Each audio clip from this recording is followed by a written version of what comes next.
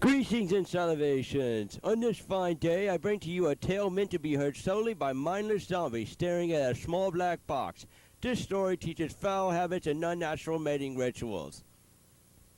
Now just hold on there. What do you mean unnatural mating habits? And who says mates are foul? Foul is for baseball, or in some cases ducks. What's it got to do with unnatural? And Bob's your uncle. Yeah. Right. Parents lost a bet with God, huh? My friends, through hills and valleys to a place where millers dwell, I the scum of the earth in their gargantuan girth, holding the awe of young and old. Hairy and unkept in the extreme they be, under their arms grows the richest mold, carefully plucked from sacred trees. To yon hut there, under the sun, the yard askew, and many a men from Canterbury and their rum.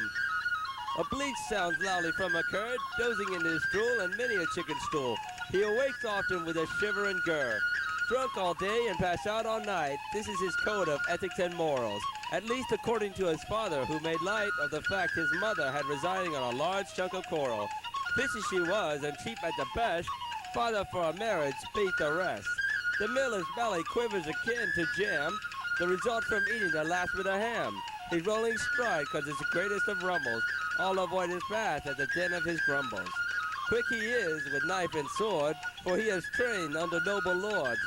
Blood was often caused to spill, as fell many a man of skill. Still he does, from the men of the vale, to fund his great thirst for spirits and ale. The parents cannot make light of the situation, for they aren't too bright.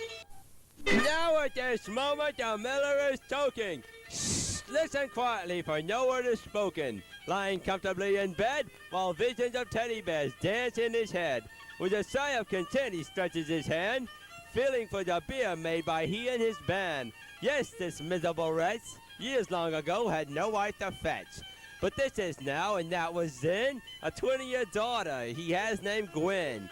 For 'twould not do to name her George or Ben. The steward master is sickly and frail. It does not help he drinks tankers of ale. For he is aged and his liver is tired. Were it not for his tenure, he'd surely be fired. A sizable crop this year they have grown. The students are ready and eager to get stoned. The papers are ready and pipes are clean. They've rounded up wenches, Doris and Irene. But the feasting and drinking cannot commence, for the dank must be properly ground. So to the sticky-fingered miller they go, with hopes and dreams their hearts are bound. Now on this day, two students approach the subject of grass they have to broach. Secretly, in fact, they do know the miller's addiction has brung him low. Come, miller, and aid us, they bellowed. This ganja is right proper and mellow. Please help us prep our weed. Mind you take none out of grade. What's this? What do you say? Some herb from me? I say yay. But wait, maybe I can snatch some days, and if lucky, the maid and a roll in the hay. The miller, he rose from his bed, trying to ignore the din in his head. Slyly he asked anyone for killer grass, while looking innocently scratching his ass. Quick as a flash, he pulled from a shack a new textbook. Oops, hey, that goes back. He sighed a deep sigh and reached for his dope. It was rumored this brand was smoked by the Pope. Here you go, fellas, smoke up, it's on me. He tried to hide his heart, stumps of glee. So the miller, he stole one J and then four. Oh, what the hell, then took 12 more. Away he flew to hide his stash. Oh no, he thought, not near the trash. Then he recalled an idea from the book of lore. Always hide your stash behind the door. He took a quick look at the boys to find, both oogling at his women's behinds. Boldly taunting the boys with their chests, the wife and her daughter extended their chests. So we'll see you tonight, the wife muttered loud. The boys laughing stood tall, boy were they proud. The miller briefly considered fetching his sword. Damn, he can't, at least so said the Lord. And wouldn't you know an idea did fall, right there through thick hair, cranium and all. While two boys invaded his lair, he grabbed the stuff and leaves. After all, it was fair.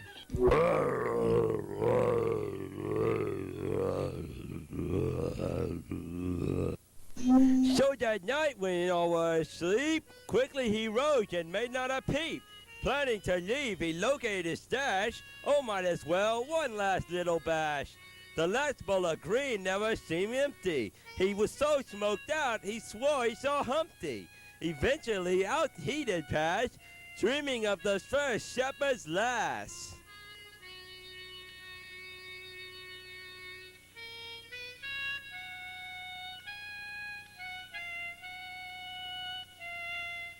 The hours did pass, and the boys had their fling. Through the halls, moans of ecstasy did ring.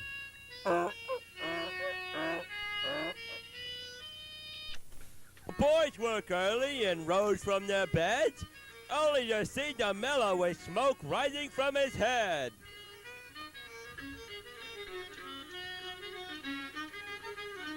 Silently they grabbed their sack of hash, each wondering about his new rash.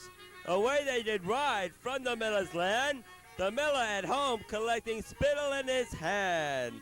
And so this tale comes to an end, but don't worry, it shall be told again, for stories cannot die, my friend.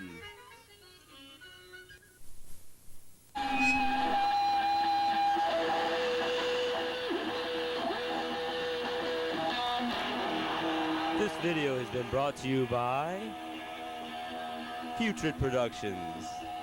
The scriptwriters were Greg Falconer and Andy McDevitt. Characters are in order as follows. The Reeve was played by none other than Roland Blanton. Greg Falconer played the miller. The Seward was played by Aaron Beardsley, while the two students, Colin and Julio. The miller's daughter was played by Noria Jimenez, and none other than Dathan Pattershaw played the beautiful miller's wife. Andy McDevitt takes credit for the camera work, and Roland Blanton was the video technician. Again, Roland was successful in pulling off the wonderful Reeve's voice. Music was provided by Aaron Beardsley and Andy McDevitt. Right now, you are listening to the wonderful and abdominal pain.